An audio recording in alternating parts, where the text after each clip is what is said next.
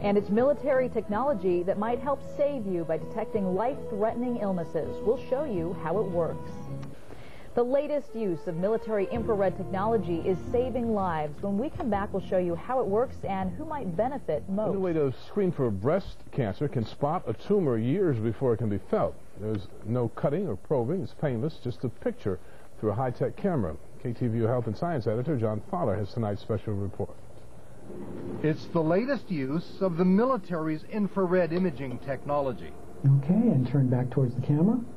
Recent studies show infrared or thermal imaging can spot breast cancer years before a lump develops, or can show that a lump is not likely a cancerous tumor. That was Patricia Baldwin's result. This was going to be important to investigate, but it wasn't going to be something worrisome. Peace of mind. Peace of mind. It works like this. A growing tumor triggers new blood vessels. Increased blood flow makes the tissue slightly warmer. So basically what we're seeing is at the surface of the skin, we get a sign of what's happening beneath the surface.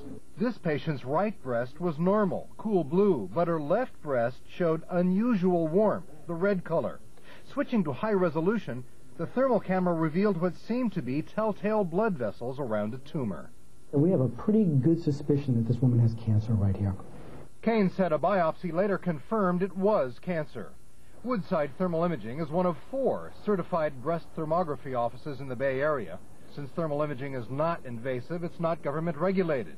It's been around for decades, but recent advances in infrared technology have improved diagnostic accuracy, and Kane says he refers all suspicious findings to his patients' physicians.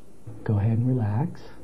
The National Cancer Institute is now conducting a special study on thermal imaging. Supporters say it could be the breast cancer screening technique of choice in as little as 5 years. In Redwood City, Health and Science Editor John Fowler, KTVU Channel 2 News.